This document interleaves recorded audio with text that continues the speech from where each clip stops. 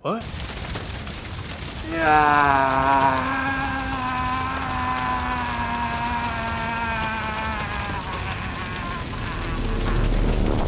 With every new GPU generation since the 1080 Ti's launch, under any coverage there'd be dozens of comments along the lines of, well, this GPU sucks ass cheeks, I guess I'm still sticking to my 1080 Ti. The problem is, time is a cruel mistress, and graphics cards fail. So what options do you have if your GTX 1080 Ti decided to die on you in 2026? Well, first off, you need to make peace with the fact that your graphics card kinda hates you because now's a brutal time for it to fail. But before we have a look at what kind of performance gains or losses you should be expecting with various options available today, a quick word from today's video sponsor. Today's video is sponsored by Wolfbox and their superpower turbofan MegaFlow 200. And no, that name isn't an exaggeration. If you're sick of buying disposable cans of dust off, get yourself a MegaFlow 200 instead. With its mega powerful 110,000 RPM turbofan, which can push air at almost 200 miles per hour. Whoa. You can clean the crap out of any PC with the MegaFlow. It also has 3 adjustable speed settings and comes with 4 nozzle attachments. But my favorite thing about it is the hot swappable battery, which means you can blow your PCs all night long. So clean your PC the sexy way by getting a Wolfbox MegaFlow 200 using the link down below. Now I'm going to start off by seeing how well our geriatric card runs some modern games. I'm going to be testing it at 1440p because this was a high-end graphics card when it came out, and I think there's a good chance you paired it with a 1440p monitor. But don't worry, when comparing it to its younger siblings, we will also test 1080p. Now in terms of test system, I'm using an Intel Ultra 5 chip with 32 gigs of RAM. It's a solid gaming CPU and should be able to give us a lot of headroom, especially at 1440p. But we'll see what happens with the newer, faster graphics cards. I've had to slip this into the edit. I hope other Dawid doesn't realize, but the new channel, it's coming. It's coming! Okay, now is the moment of truth. We gotta see if my 1080 Ti still works. A few moments later. Hey, we do have a signal out. Very good.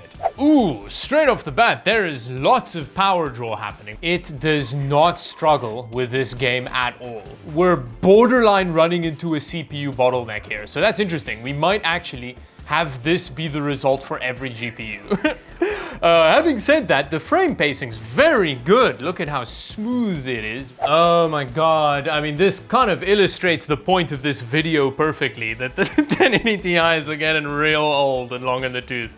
For some reason, I can't do a 1080p benchmark. 1440p was fine. We're getting about 60 frames per second at medium quality 1440p, which is pretty good. Again, our power draw is huge though, so in terms of efficiency, we're gonna gain massively. Okay, so I'm going to switch over to 1080p now and see if it crashes again. It crashes instantly. Why? Doom the Dark Ages flat out refused to launch, although that makes sense because this graphics card doesn't support shiny make run bad. Silent Hill 2 briefly launched but then crashed in the settings. And the longest I could actually play Silent Hill 2 was walking through a door and then it crashed. Stalker 2 on the other hand ran happily, which I wasn't expecting. Wow, it's running for now. We're sitting in the mid-ish 50s. This is with a little bit of upscaling at 1440p. It feels fine. I wouldn't really want to play a game like Stalker 2 like this. I would probably drop the settings even further. So now that we have our ketamine-addled baseline performance, it's time for us to work our way up through various costs of modern GPU replacement options. Now we're starting off the GPU gladiatorial event with this RTX 5060. A graphics card which is currently Amazon Canada's graphics card of choice, with over 100 people having bought just this one version of it in the last month, for whatever that's worth. Now this specific version of the 5060 was sent over by Colorful for this video, and yeah, it's got a pretty decent looking cooler on it and all that, but the turbo button on the back is what makes it at least 10% cooler. Now what's interesting about this RTX 5060 is that it's only got 8 gigs of video memory. Now you might be thinking that makes it less interesting and it's more just an immediate disqualification. But considering that we currently live in 2026, the fact that this graphics card has been cursed by Odin with memory chode makes it not just undesirable to you, but also ramflation. Which means pricing for this card has been relatively stable compared to a bunch of other options. If the stars align, you can still find 5060s for close to MSRP, although I don't know how long that's gonna last, because they are rare, and GPU pricing is less stable than the emotional state of a donkey addicted to Ritalin at this point. But anyway, with that, let's drop it into a system and see how it compares to our 1080 Ti.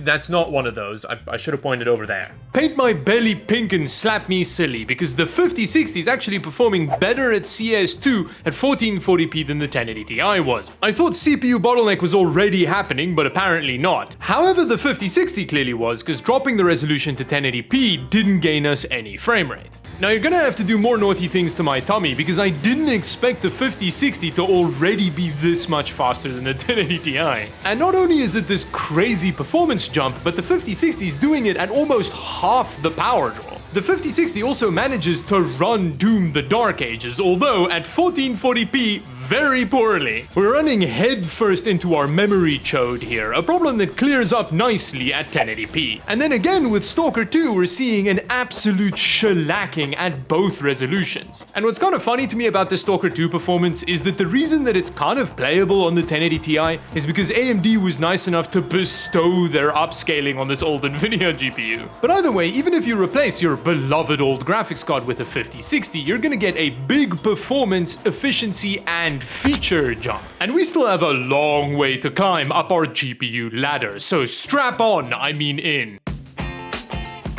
Next, we're having a look at this RX 9060 XT, which has double the video memory of the RTX 5060, which means its pricing is a little bit more complicated. Its price history looks like a seismograph recording a named earthquake, but despite being well above MSRP, in the US you can still find them for a similar price to a not sale RTX 5060, which does not bode well for that card. On Amazon Canada, the 9060 XT is comparatively more expensive, but I think that's just because Amazon Canada hasn't realized they're mispricing the 5060 at this point. Or they're not being greedy on the 5060, but that doesn't seem right. And then in the US, the 8GB version of the 9060 XT undercuts the not sale price of the 5060, which I think also doesn't bode well for it. We're only testing the 16GB version here today because that's the only one I have. Interestingly, Counter-Strike actually runs worse on the 9060 XT than the 5060. It's not a huge difference, but it gets even worse at 1080p, which is even weirder. The 9060 XT just has super low power draw and utilization. Something funky's going on. A funkiness which goes away when you move to Cyberpunk, where the 9060 beats its green brethren. And it does so with a very similar power draw. With Doom the Dark Ages, the 9060 XT could actually manage it at 1440p because it could satisfy the memory size queen that is this game. And even at 1080p it gains big time. And then finally with Stalker 2 it performs worse at 1440p but better at 1080p, which is a bit backwards. But it's interesting to see the extent to which these GPUs trade blows. Next, we're having a look at this massive, colorful RTX 5070 that they sent over ages ago. This also has a turbo button on the back. And the 5070 is again an interesting graphics card because it's been bemoaned for ages for just having 12 gigs of video memory. But again, these days, that's kind of an advantage. Yes, it's more than 8 gigs of video memory, but the fact that it doesn't have at least 16 makes it a lot less useful for like local LLM use and stuff. And you can still find these on sale at some places near MSRP.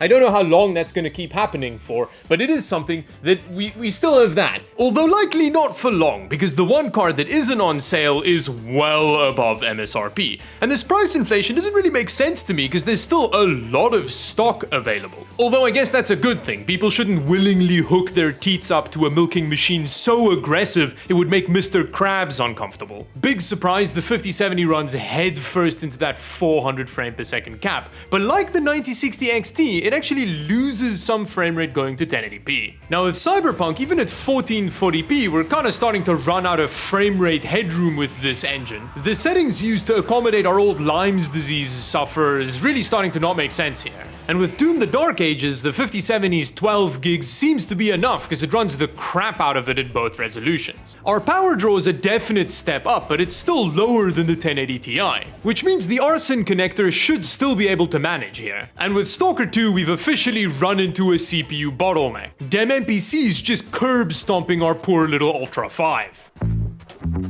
Now, the next graphics card we're having a look at is this beast of an RX 9070 XT. It's a Gravistar Yeston collab card, and it is just massive. It kind of looks a little bit like the EVGA 1080 Ti. It's just got slight elements to it. This is an interesting graphics card to me because about a year ago, it was like the best value for money high-end graphics card you could buy. And despite it having 16 gigs of video memory, which makes it more expensive to produce, it is GDDR6 video memory, which is cheaper, and because it's an AMD card and doesn't have CUDA, it's less interesting to local LLM people, which means people aren't willing to spend as much on one of these, which is good for gamers. In the US, you can readily get them for not super far above MSRP, and the not sale cards tend to be a decent chunk cheaper than not sale 5070s. And in Canada, they're still selling for what they did when they came out, a little bit cheaper than a 5070. So it seems like Counter-Strike doesn't really like AMD GPUs, because with the 9070 XT, we're seeing a similar thing as we did with the 9060. A problem that is again resolved by Cyberpunk, where we get almost 200 frames per second this time. It is worth noting that this Gravistar card with its triple 8-pin power connectors is a pretty power-hungry variant of this card, and it's the first GPU that's actually thirstier than the 1080 Ti.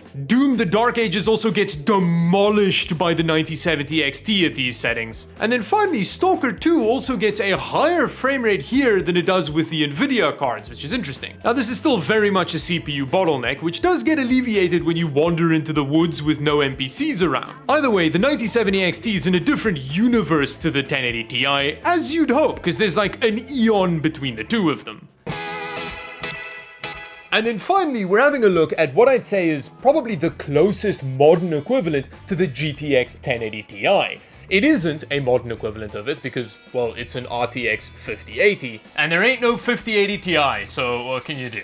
Either way, Colorful was nice enough to send over this behemoth RTX 5080 card. Now, just a bit of an indicator on how terrible the world of GPU pricing is at the moment. This graphics card is so valuable that I'm not allowed to keep it. I'm not cool enough for that. I have to send it back because I think that there's just 2 of them in the world. So yeah, I think that it goes without saying, this is a graphics card you'd only be considering replacing your 1080 Ti with if you're either the heir to like a railway fortune or you recently robbed the British Royal Museum. You can get some on sale for around $1,200 US, but some of the newer variants sell for closer to $2,000, which is a far cry from the $1,000 MSRP.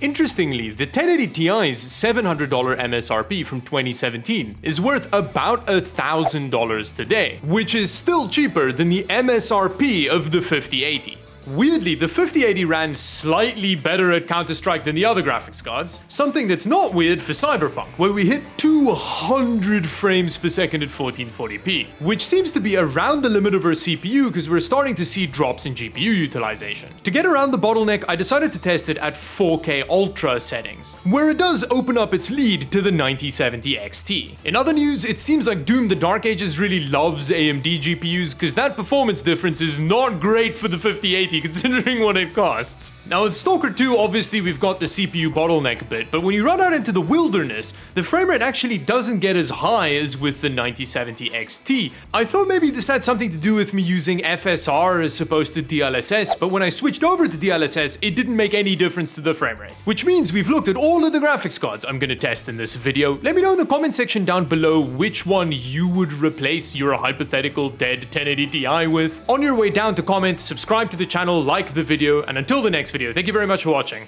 Bye bye.